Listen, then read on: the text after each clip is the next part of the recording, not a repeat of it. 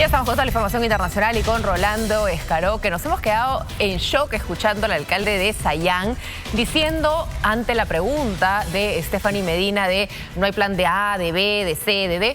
Sí, pues, no hay plan, no hay plan. El plan es que no hay plan. Así es, lo están elaborando. ¿Cuándo llegará? La noticia es que lo están elaborando. Bueno, eso no respondió, pero hay que tener en cuenta que lo están elaborando. Como hay muchas cosas que se están viendo, ¿no? Que se están elaborando. Felizmente no es urgente, el niño global no es una amenaza latente que ya prácticamente nos sopla en la nuca. Probablemente tenga temas más urgentes que atender para todas las personas de Sayán, ¿no? Que van a tener la paciencia de esperarlo en un eventual desborde, en una eventual inundación que esperemos no llegue, pero tal vez llegue antes que terminen el plan. El plan. Así es. Pero vamos de inmediato con los temas internacionales porque los incendios forestales se han convertido en una gran preocupación para las autoridades de Ecuador y Bolivia. En ambos países, docenas de equipos han sido desplegados para monitorear el fuego y atender la emergencia en las zonas afectadas. Vamos a ver. Los incendios forestales no dan tregua en Ecuador, donde el cuerpo de bomberos trabaja desde que se iniciaron las llamas al noroccidente de la capital, Quito. Aunque el fuego no ha logrado ser apagado, sí ha sido confinado y ha consumido más de 60 hectáreas de terreno. Pudimos verificar que hay personas que se puede decir malintencionadas que están provocando los incendios. Es raro denotar esto porque ayer tuvimos alrededor de 22 incendios. Junto a los bomberos trabajan las Fuerzas Armadas y la policía. Con diferentes comisiones, los uniformados monitorean la zona afectada donde se han quemado cultivos de frijol. En tanto, en Bolivia, un enorme incendio forestal ha arrasado con más de 18.000 hectáreas del bosque protegido Nembiguazú. Este es uno de los 3 incendios activos que azotan la zona de Santa Cruz.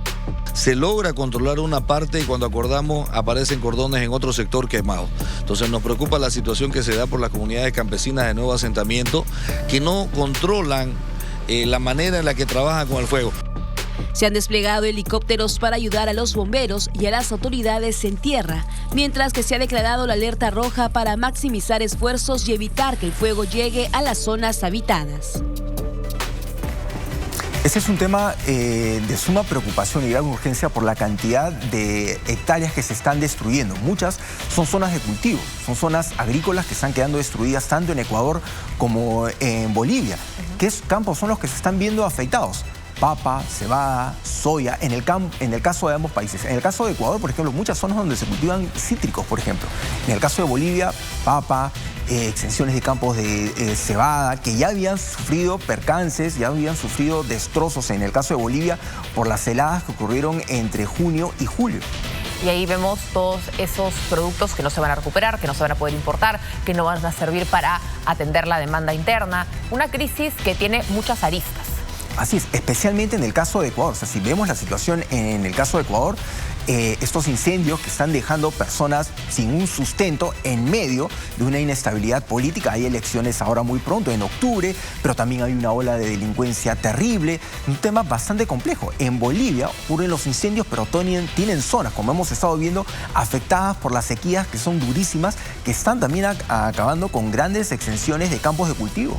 Y eso es lo difícil, porque en medio, bien lo mencionabas al hacer énfasis en Ecuador, en medio de una crisis política de incertidumbre sobre quién será tu candidato, quién será tu presidente, un presidente además que no va a tener mucho tiempo en el cargo, que se va a quedar solo año y medio, que no puede ponerse a pensar qué hago, sino ya hacerlo.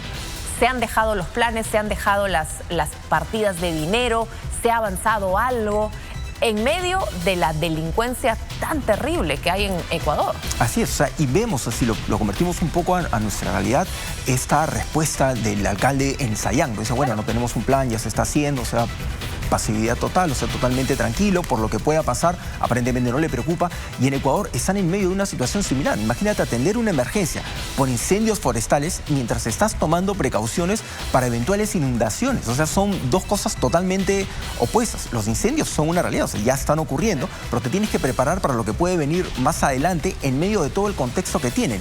Y en Bolivia pasa lo mismo.